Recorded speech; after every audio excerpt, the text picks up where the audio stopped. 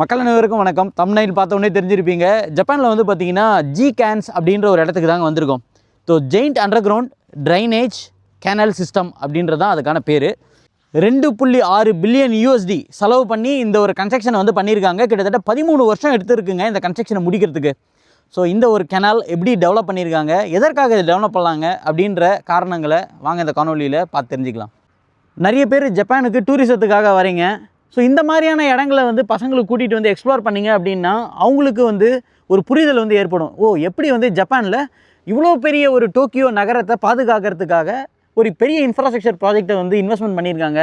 அந்த ஒரு இன்ஃப்ராஸ்ட்ரக்சர் எப்படி இருக்குது, ட்ரைனேஜ் கேனல் சிஸ்டம் எதற்கு அவசியம், அதனுடைய முக்கியத்துவத்தை தெரிஞ்சுக்கிறதுக்கு ஒரு நல்வாய்ப்பாக இருக்கும் அப்படின்னு நினைக்கிறேன். இது வந்து பார்த்திங்கன்னா ஸ்லரி ஷீல்டு மிஷின் அப்படின்னு சொல்லிட்டு இந்த ஒரு மிஷினை பயன்படுத்தி தான் வந்து பார்த்திங்கன்னா ஃபுல்லாக வந்து ஒரு 6.3 கிலோமீட்டருக்கு வந்து உங்களுக்கு டிக் பண்ணியிருக்காங்க. ஸோ உள்ளுக்குள்ளே வந்து பார்த்திங்கன்னா இதை வந்து உங்களுக்கு அண்டர் கிரவுண்டு டெம்பிள் அப்படின்னு வந்து சொல்கிறாங்க. ஸோ ஜப்பானை டோக்கியோவை வந்து பாதுகாக்கக்கூடிய ஒரு மிகப்பெரிய ஒரு இன்ஃப்ராஸ்ட்ரக்சராக பார்க்கப்படுது. பலமுறை வந்து உங்களுக்கு அதிகப்படியான மழை பொழியும் போது இதை பலமுறை பயன்படுத்தியும் இருக்காங்க. உங்களுக்கு ரயில்வே ஸ்டேஷன்லேருந்து உங்களுக்கு ஷட்டில் பஸ்ஸுகளும் உங்களுக்கு ஆப்ரேட் பண்ணுறாங்க. அதனால் நீங்கள் வந்து ரயில்வே ஸ்டேஷன் மூலியமாகவும் நீங்கள் வந்து வரலாம். காரில் தான் வரணும் அப்படின்ற அவசியம் கிடையாது. டோக்கியோலேருந்து எடுத்துக்கிட்டிங்க அப்படின்னா அப்ராக்சிமேட்லி நான் வரும்போது ஒரு 1.5 ஹவரில் வந்துட்டேன். நான் வந்து எக்ஸ்பிரஸ் ஹைவேல வந்திருந்தேன்னா கொஞ்சம் ஃபாஸ்ட்டாக வந்திருப்பேன். கீழே வந்ததுக்கு 1.5 ஹவரில் வந்தாச்சு. சரி வாங்க இந்த ஒரு ஃபெசிலிட்டி அண்டர் கிரவுண்டில் எப்படி இருக்குது அப்படின்றத போய் பார்க்கலாம். இந்த ஒரு ஃபெசிலிட்டி வந்து பார்த்திங்கன்னா நீங்கள் ரிசர்வேஷன் பண்ணிட்டு தான் வரணும். முடிஞ்ச வரைக்கும் ஒரு 2 வீக்ஸ் பிஃபோர் இல்லை 1 மந்த் பிஃபோர் நீங்கள் ரிசர்வேஷன் பண்ணிங்கன்னா நல்லாயிருக்கும். நிறைய ப்ரோக்ராம் வச்சுருக்காங்க. இன்றைக்கி வந்து 10லேருந்து 10:55 வரைக்கும் வந்து பார்த்திங்கன்னா எனக்கு வந்து அப்பாயின்மெண்ட்டு இன்றைக்கி நான் வாங்கியிருக்கேன். ஸோ உள்ளே வந்தவுடனே இந்த ஒரு சீலை வந்து ஷர்ட்டில் ஒட்டிக்கோங்க அப்படின்னு சொன்னாங்க. ஸோ இது வந்து சைத்தமா ப்ரிஃபெக்சரில் கசுகபே அப்படின்ற ஒரு இடத்துல இருக்குங்க. கசுகபே அப்படின்னோடனே உங்களுக்கு ஞாபகம் வந்திருக்கும். இந்த பொம்மையை பார்த்த உடனே உங்களுக்கு தெரியும் என்ன பொம்மைன்னு சொல்லுங்களேன் பார்க்கலாம். ஸோ இந்த ஒரு ஃபெசிலிட்டியை நீங்கள் பாருங்கள், உங்களுக்கு வந்து தெரியும். All about the huge underground flood water diversion facility. Flood water diversion ஃபெசிலிட்டின்றது ஒன்றும் இல்லைங்க. இங்கே பாருங்கள் உங்களுக்கு இதெல்லாம் இருக்குது இல்லைங்களா, இதெல்லாம் வந்து ஒரு ரிவர் உங்களுக்கு இந்த ஒரு ரிவர் இருக்குது, இந்த ஒரு ரிவர் இருக்குது, இந்த ஒரு ரிவர், இந்த ஒரு ரிவர், இந்த ஒரு ரிவர், மொத்தமாக எத்தனை ரிவர் இருக்குது? 1 2 3 4 5 ரிவர் இருக்குது. இந்த தண்ணிங்கெல்லாம் வந்து என்ன ஆகுதுன்னா ஒரே இடத்துல வந்து உங்களுக்கு குழுமும். அந்த மாதிரி குழுமும் போது என்ன ஆகுதுன்னா உங்களுக்கு வாட்டர் ஃப்ளோ அதிகமாக இருக்கும்போது ஆட்டோமேட்டிக்காக உங்களுக்கு வந்து டோக்கியோ வந்து உங்களுக்கு நீரில் மூழ்கக்கூடிய அபாயம் ஏற்படுது. அப்போ என்ன பண்ணுறாங்கன்னா இந்த நீர் வரக்கூடிய அந்த ரிவர்களை மடைமாற்றம் பண்ணுறாங்க. ஓகேங்களா? இப்போ இங்கே பாருங்கள், இப்போ இந்த ஒரு ரிவர் இருக்கிறதுக்காங்க 1ஆம் நம்பர் போட்டிருக்காங்களா, வாட்டர் இன்ஃப்ளோ ஃபெசிலிட்டி. தண்ணி வந்து இது மூலிமா தான் இது உள்ளார வருது. ஸோ இந்த மாதிரியான ஃபெசிலிட்டி எல்லா இடத்துலையும் இருக்கும். இது உள்ளார வருது. ஸோ ஒரு பைப்பையும் வந்து எப்படி வடிவமைப்பு பண்ணியிருக்காங்க பாருங்கள். ஸோ தண்ணி வந்து எல்லா ரிவர்லேருந்து வரதை கலெக்ட் பண்ணி எடுத்துகிட்டு வராங்க. கலெக்ட் பண்ணி எடுத்துகிட்டு வர இதுக்கு இன்ஃப்ளோ உள்ளே வருது இல்லைங்களா, அந்த இன்ஃப்ளோ உள்ளே வரும்போது அதாவது ஹை ப்ரெஷரில் உங்களுக்கு தண்ணி வந்து மேலேருந்து கீழே நோக்கி பாயுது. அப்படி பாயும்போது தண்ணியினுடைய வேகத்தை உங்களுக்கு குறைக்கணும் இல்லையா, அதுக்காக வடிவமைக்கப்பட்ட இந்த ஒரு டிசைன். மேலே ஹை ப்ரெஷரில் வரும், கீழே இந்த ஃபெசிலிட்டிலேருந்து கீழே போகும்போது ப்ரெஷர் வந்து உங்களுக்கு கம்மி பண்ணுறதுக்காக வச்சுருக்காங்க. எத்தனை ஷாஃப்ட் வச்சுருக்காங்க பாருங்கள். நம்பர் 1 நம்பர் 2 அப்படின்ற ஷாஃப்ட்டுங்க மூலிமா தண்ணி வந்து இப்போது நம்பர் 1 டனலுக்கு வந்து இங்கே வருது. ஸோ இங்கே வந்து என்ன ஆகுது அப்படின்னா ப்ரெஷர் அட்ஜஸ்டிங் டேங்க் அப்படின்றத வச்சுருக்காங்க. இவ்வளோ இந்த ஃபெசிலிட்டி எல்லாம் நம்ம போய் பார்க்க போகிறோம். ஸோ இதுதான் வந்து பார்த்திங்கன்னா அண்டர் கிரவுண்ட் டெம்பிள் அப்படின்னு சொல்லக்கூடிய இந்த ப்ரெஷர் அட்ஜஸ்டிங் டேங்க்கு. ஸோ இந்த ஒரு டேங்க்குக்கு வந்துட்டு அங்கேருந்து எங்கே ஆகுதுன்னா உங்களுக்கு 7ஆம் நம்பர் போகுது. ட்ரைனேஜ் பம்ப் ஸ்டேஷன் இருக்குது பாருங்கள். இதுலேருந்து மடமாற்றம் பண்ணுறாங்க. எந்த ஆற்றுக்கு மாற்றுறாங்க அப்படின்னு பார்த்தீங்கன்னா ஏதோகவா ஆறுக்கு வந்து இந்த தண்ணிங்களை இங்கேருந்து வரக்கூடிய அதிகப்படியான நீரை உங்களுக்கு இந்த ஒரு சிஸ்டம் இங்கே கொண்டு வந்து அட்ஜஸ்டிங் டேங்க்கு கொண்டு வந்து அட்ஜஸ்டிங் டேங்க்லேருந்து உங்களுக்கு பம்பிங் சிஸ்டம் மூலிமா உங்களுக்கு ஏதோகவா ரிவருக்கு வந்து உங்களுக்கு மாற்றுறாங்க. ஸோ அந்த ஒரு ஃபெசிலிட்டிக்கு வந்து இப்போ நாங்கள் நடந்து போயிட்டுருக்குறோங்க. இது வந்து இந்த மாதிரி குரூப்பாக வரவங்க பார்க்குறதுக்காக டெவலப் பண்ணாத ஒரு ஃபெசிலிட்டி அப்படின்றதுனால இது ஃபுல்லாக ஸ்டெப்ஸ் தான் வச்சுருக்கோம். நீங்கள் உங்களுக்கு ஸ்டெப்ஸ் வந்து இறங்க முடிஞ்சுது அப்படின்னா மட்டும் நீங்கள் வந்து யூஸ் பண்ணுங்கள் அப்படின்னு வந்து சொல்லியிருக்காங்க. வாங்க உள்ளே போயிட்டு எவ்வளோ ஸ்டெப்ஸ் இருக்குது, எப்படி இருக்குது இந்த இன்ஃப்ராஸ்ட்ரக்சர் அப்படின்றத நானும் ரொம்ப ஆர்வமாக பல வருஷமாக வெயிட் பண்ணிகிட்ருக்கிறேன். எதற்காக இந்த ஒரு ஃபெசிலிட்டி தேவை அப்படின்றத பற்றி சொன்னாங்க. டோக்கியோ வந்து பலமுறை இந்த நேச்சுரல் டிசாஸ்டர் மெயினாக வந்து தண்ணியினால் ஏற்படக்கூடிய சைகாய் அப்படின்னா டிசாஸ்டர் வந்து ரொம்ப அதிகமாக வந்து ஏற்பட்டிருக்கு. ஸோ அதை வந்து எப்படி நம்ம வந்து கண்ட்ரோல் பண்ணுறது, ஃப்யூச்சரில் வந்து டோக்கியோவை எப்படி பாதுகாக்கிறது இந்த ஃப்ளட்டிங்லேருந்து அப்படின்றதுக்காக கட்டப்பட்ட ஒரு கட்டமைப்பு தான் இந்த ஒரு கட்டமைப்பு. வாங்க இப்போ இதுதான் வந்து என்ட்ரன்ஸு. இது மூலியமாக தான் உள்ளார போக போகிறோம்.先頭のお客様どうぞ前へお進みください。横に広がっていただいて構いません。ドアの見えるところでお待ちください。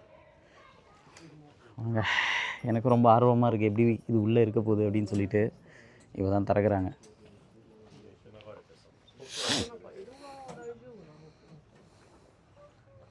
ஓகே, இது கீழே தாங்க நடந்து போகிறோம். படிக்கட்டில் நடக்க முடியுதுன்னு மட்டும் வாங்க, அப்படி நடக்க முடியாது அப்படின்னா வராதிங்க, நீங்கள் இங்கே நின்றுடுங்க அப்படின்னு சொல்லிட்டு மெயின் பில்டிங்லேயே சொல்லிட்டாங்க.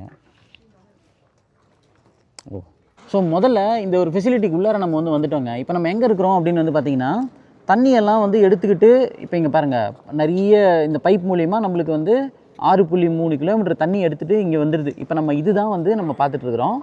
இதுதான் இது இங்கே இருக்குது பாருங்கள். தண்ணி எங்கேருந்து வருதுன்னா, கீழ்ப்பக்கத்துலேருந்து அப்படியே மேல் நோக்கி இங்கே மேலே வருது. ஸோ இங்கே பார்த்திங்கன்னா மேல் நோக்கி மேலே வரும். அங்கே பாசெல்லாம் பிடிச்சிருக்கு பாருங்கள். ஸோ மேல் நோக்கி அப்படி வருது இல்லைங்களா. வர தண்ணி உள்ளுக்குள்ளே இன்டேக் ஆகிறது இந்த வழியில் தான். இப்போ நம்ம எங்கே இருக்கிறோம் எக்ஸாக்டாக அப்படின்னா, இப்போ நான் இந்த வீடியோ எடுத்துகிட்டு இருக்கிறது இந்த இடத்துல நம்ம இருக்கிறோம். ஸோ இது பேர் ப்ரெஷர் அட்ஜஸ்டிங் வாட்டர் டேங்க். இப்போ இந்த ப்ரெஷர் அட்ஜஸ்டிங் வாட்டர் டேங்க்கை எப்படி டிசைன் பண்ணியிருக்காங்க அப்படின்னு பாருங்கள். ஸோ தண்ணி பார்த்திங்கன்னா இது வழியாக தான் உள்ளே வருது. உள்ளே இந்த பில்லருங்களெல்லாம் அப்படியே க்ராஸ் பண்ணி, ஸோ உங்களுக்கு அது மேலே வரைக்கும் உங்களுக்கு அழுக்கு தெரியுது பார்த்தீங்களா. ஸோ அது வரைக்கும் உங்களுக்கு தண்ணிலாம் ஆல்ரெடி இந்த ஃபெசிலிட்டிக்குள்ளே வந்திருக்கு. ஸோ இந்த பில்லர்லேயே உங்களுக்கு ஒரு மார்க்கிங் கொடுத்துருக்காங்க. இந்த மார்க்கிங்கை பாருங்கள். ஸோ தண்ணி எவ்வளோ தூரத்துக்கு வந்தால் பம்பு யூஸ் பண்ணி, பம்பு பார்த்திங்கன்னா உங்களுக்கு ஆப்போசிட் சைடில் இருக்குது. இப்போ தண்ணி இது மூலிமா அப்படி உள்ளார வருது. இங்கேருந்து தண்ணி பார்த்திங்கன்னா அங்கே எக்ஸிட் ஆகிடுது. உங்களுக்கு அது வழியாக எக்ஸிட் ஆகுது. அந்த எக்ஸிட் ஆகிற வழி நம்ம போக முடியாது. அங்கே பார்த்திங்கன்னா பெரிய டர்பைன் இருக்குது.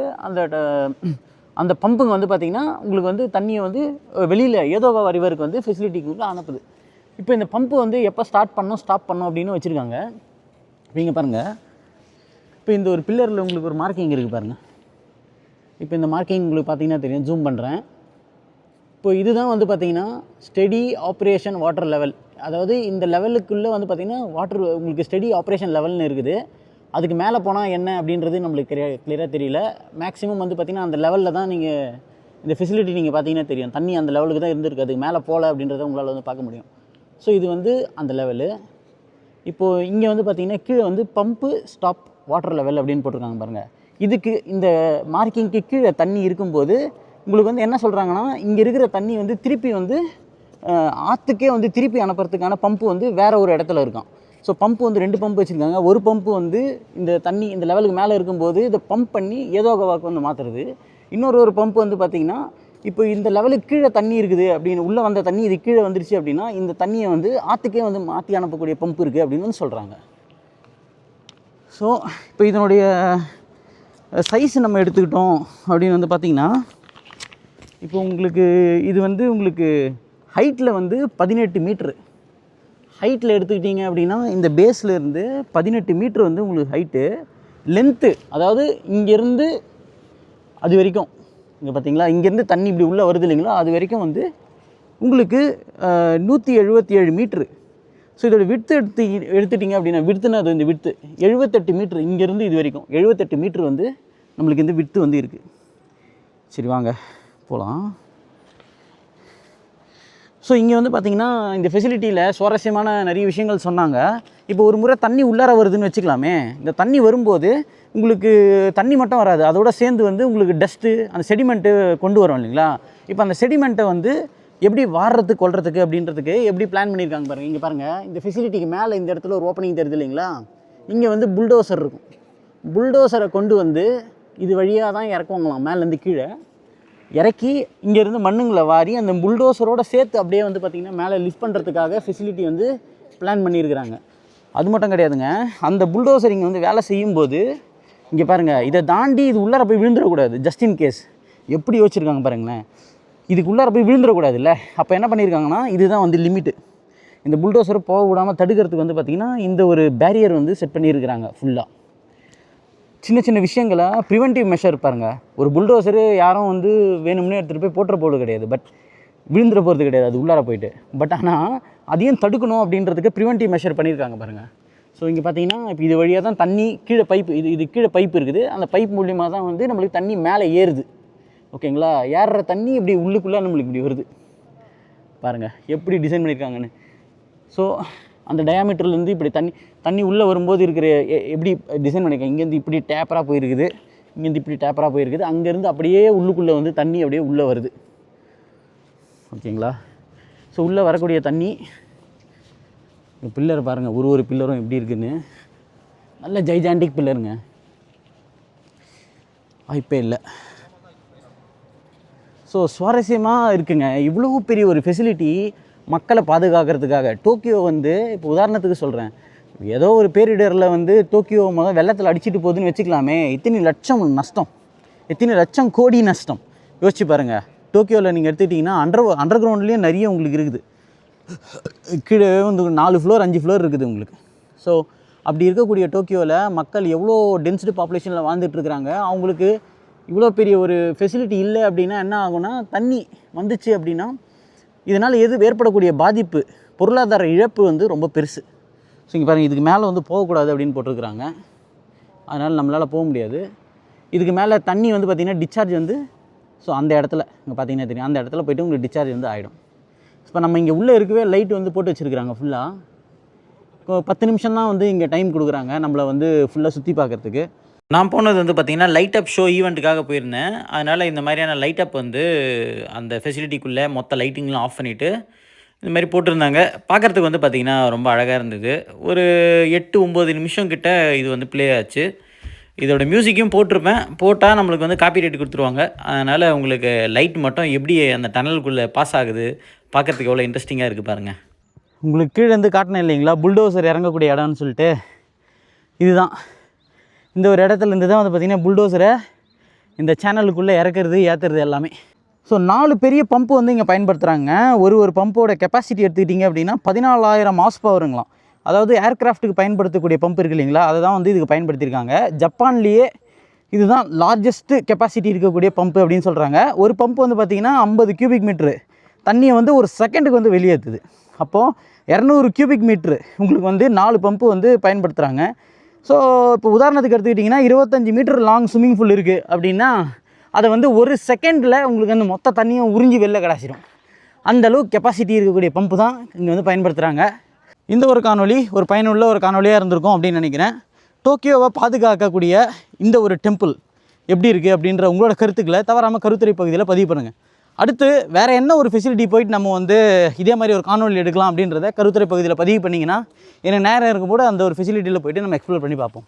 அதுவரை உங்களிடமிருந்து விடைபெறுவது உங்கள் ஜப்பான் தமிழ் ப்ரோஸ்.